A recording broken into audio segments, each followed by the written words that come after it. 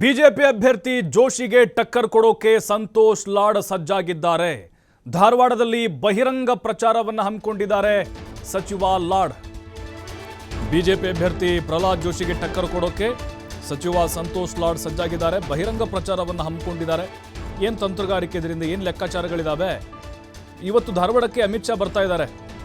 ಅಲ್ಲಿ ಪ್ರಹ್ಲಾದ್ ಜೋಶಿ ಅವರ ಪ್ರಚಾರಕ್ಕೆ ಹುಬ್ಬಳ್ಳಿ ನೆಹರು ಮೈದಾನದ ಸಭೆಯಲ್ಲಿ ಅಮಿತ್ ಶಾ ಅವರು ಭಾಗಿಯಾಗ್ತಾರೆ. ಅದಕ್ಕೆ ಟಕ್ಕರ್ ಕೊಡಲಿಕ್ಕೆ ವಿನೋದ್ ಅಸೂಟಿ ಪರವಾಗಿ ಲಾಡ್ ಅವರು ಪ್ರಚಾರ ಕಾರ್ಯವನ್ನು ಕೈಗೊಳ್ತಾ ಇದ್ದಾರೆ. ಬಿಜೆಪಿ ಪ್ರಚಾರ ಸಭೆಗೆ ಪರ್ಯಾಯವಾಗಿ ಕಾಂಗ್ರೆಸ್ ಪ್ರಚಾರ ಸಭೆ ಕೂಡ ಇರುತ್ತೆ. ಇವತ್ತು ಸಭೆಯಲ್ಲಿ ಸಚಿವ ದಿನೇಶ್ ಗುಂಡೂರಾವ್ ಸೇರಿ ಘಟಾನುಘಟಿ ನಾಯಕರು ಭಾಗಿಯಾಗ್ತಾರೆ. ಅಂದರೆ ಒಂದು ಕಡೆ ಅಮಿತ್ ಶಾ ಕಾರ್ಯಕ್ರಮ ನೆಹರು ಮೈದಾನದಲ್ಲಿ, ಇನ್ನೊಂದು ಕಡೆ ಕಾಂಗ್ರೆಸ್ನ ಪ್ರಚಾರ ಸಭೆ. ಅಂದರೆ ಒಂದೇ ದಿನ ಎರಡು ಸಭೆಗಳು. ಆ ಕಡೆ ಅಮಿತ್ ಶಾ ಕಾರ್ಯಕ್ರಮ ಇರುತ್ತೆ. ಅಂದರೆ ಇದೇನು ಮಾಡೋದು ಅಂತ ಹೇಳಿದ್ರೆ ಜನರನ್ನ ಕಾಂಗ್ರೆಸ್ ಕಡೆ ಆಕರ್ಷಣೆ ಮಾಡೋದು, ಲಕ್ಷಾಂತರ ಸಂಖ್ಯೆಯಲ್ಲಿ ಕಾರ್ಯಕರ್ತರನ್ನ ಜಮಾವಣೆಗೊಳಿಸಿ ಪ್ರಚಾರ ಕಾರ್ಯವೈಖರಿಯನ್ನು ಮಾಡೋದು. ಈಗಾಗಲೇ ಸಂತೋಷ್ ಲಾಡ್ ಕ್ಷೇತ್ರದಲ್ಲಿ ವಿಭಿನ್ನವಾದಂಥ ಪ್ರಚಾರವನ್ನು ಮಾಡ್ತಾ ಇದ್ದಾರೆ. ಈ ಬ್ಯಾನರ್ಗಳು, ಫ್ಲೆಕ್ಸ್ಗಳು, ಪೋಸ್ಟರ್ಗಳನ್ನು ಹಿಡಿದು ಬಸ್ ಸ್ಟಾಪು, ರೈಲ್ವೆ ಸ್ಟೇಷನ್ಗೆಲ್ಲ ಹೋಗಿ ಜನರಲ್ಲಿ ಜಾಗೃತಿ ಮೂಡಿಸಿ 15 ಲಕ್ಷ ಅಕೌಂಟಿಗೆ ಬಂತ, 2 ಕೋಟಿ ಉದ್ಯೋಗ ಸೃಷ್ಟಿ ಆಯಿತಾ, ನಮ್ಮ ಗ್ಯಾರಂಟಿ ನಿಮ್ಗೆ ಎಷ್ಟು ಅನುಕೂಲ ಆಗಿದೆ, ಈ ರೀತಿ ಪ್ರಚಾರವನ್ನು ಮಾಡ್ತಿದ್ದಾರೆ. ಅದೊಂದು ಭಾಗ ಡಿಫ್ರೆಂಟ್ ಆಗಿ. ಇನ್ನೊಂದು ಅಂತ ಹೇಳಿದ್ರೆ ಅಮಿತ್ ಶಾ ಇವತ್ತು ಹುಬ್ಬಳ್ಳಿಗೆ ಬರ್ತಿದ್ದಾರೆ ಪ್ರಹ್ಲಾದ್ ಜೋಶಿ ಪರವಾಗಿ ಪ್ರಚಾರಕ್ಕೆ. ನೆಹರು ಮೈದಾನದಲ್ಲಿ ಅವ್ರ ಕಾರ್ಯಕ್ರಮ ಇದೆ. ಅದಕ್ಕೆ ಪರ್ಯಾಯವಾಗಿ ಇವತ್ತೇ ಲಾಡ್ ಒಂದು ಕಾರ್ಯಕ್ರಮವನ್ನು ಹಮ್ಮಿಕೊಂಡಿದ್ದಾರೆ. ಪ್ರಚಾರ ಕಾರ್ಯದ್ದು ದೊಡ್ಡ ಮಟ್ಟದ ಸಮಾವೇಶ. ಯಾಕಂದರೆ ಇವತ್ತೇ ಯಾಕೆ ಕಾರ್ಯಕ್ರಮವನ್ನು ಹಮ್ಮಿಕೊಂಡ್ರು? ಸಮಯ ಜಾಸ್ತಿ ಇಲ್ಲ. ಅದಾದ ಮೇಲೆ ಅಮಿತ್ ಶಾಗೂ ಕೂಡ ಇದು ಗೊತ್ತಾಗಬೇಕು, ಒಂದು ಸಂದೇಶ ಹೋಗಬೇಕು.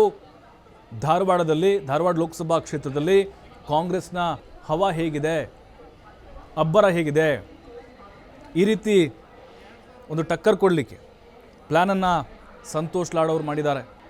ದಿನೇಶ್ ಗುಂಡೂರಾವ್ ಕೂಡ ಅಲ್ಲೇ ಬೇಡು ಬಿಟ್ಟಿದ್ದಾರೆ. ಅವರಿಗೆ ಉಸ್ತುವಾರಿಯನ್ನು ಕೊಡಲಾಗಿದೆ. ಇಬ್ಬರು ಘಟಾನುಘಟಿ ಸಚಿವರುಗಳು ಇವತ್ತಿನ ಪ್ರಚಾರ ಸಭೆಯಲ್ಲಿ ಭಾಗಿಯಾಗಿ ವಿನೋದ್ ಅಸೂಟಿ ಪರವಾಗಿ ಭರ್ಜರಿ ಪ್ರಚಾರವನ್ನು ಮಾಡ್ತಾ ಇದ್ದಾರೆ.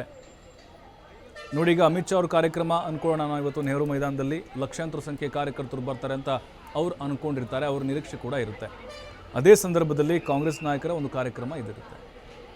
ಅಲ್ಲೇನಾಗ್ಬಿಡುತ್ತೆ, ಒಂದು ಶಕ್ತಿ ಪ್ರದರ್ಶನ ಆಗುತ್ತೆ. ಅಲ್ಲಿ ಜಾಸ್ತಿನ ಇಲ್ಲಿ ಜಾಸ್ತಿನ, ಜೋಶಿ ಪರವಾಗಿ ಅಲ್ಲಿ ಇದೆಯಾ, ಅಸೂಟಿ ಪರವಾಗಿ ಇದೆಯಾ?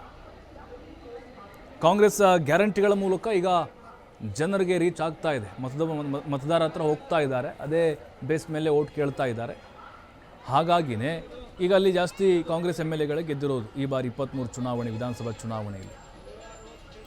ಅಂದರೆ ಇದು ವಿರೋಧಿ ಪಾಳಯಕ್ಕೆ ಒಂದು ಸಂದೇಶ ಹೋಗಲಿ. ನೋಡಪ್ಪ, ಇವತ್ತು BJP ಅಮಿತ್ ಶಾ ಬಂದಿದ್ದರು, ಆದರೂ ಕೂಡ ನಮ್ಮ ಕಾರ್ಯಕ್ರಮಕ್ಕೆ ಜನ ಏನು ಕಡಿಮೆ ಇರಲಿಲ್ಲ, ಲಕ್ಷಾಂತರ ಸಾವಿರಾರು ಸಂಖ್ಯೆಯಲ್ಲಿ ಬಂದುಬಿಟ್ರು. ಇದು ನಮ್ಮ ಶಕ್ತಿ ಸಾಮರ್ಥ್ಯ, ಈ ರೀತಿ ತೋರಿಸ್ಕೊಳ್ಳಿಕ್ಕೆ. ಹಾಗಾಗಿ ಸಂತೋಷ್ ಲಾಡ್ ಕೂಡ ನಿರಂತರವಾಗಿ ಕ್ಷೇತ್ರದಲ್ಲಿ ಬೇಡು ಬಿಟ್ಟು ಅಬ್ಬರದ ಪ್ರಚಾರವನ್ನು ಮಾಡ್ತಿದ್ದಾರೆ.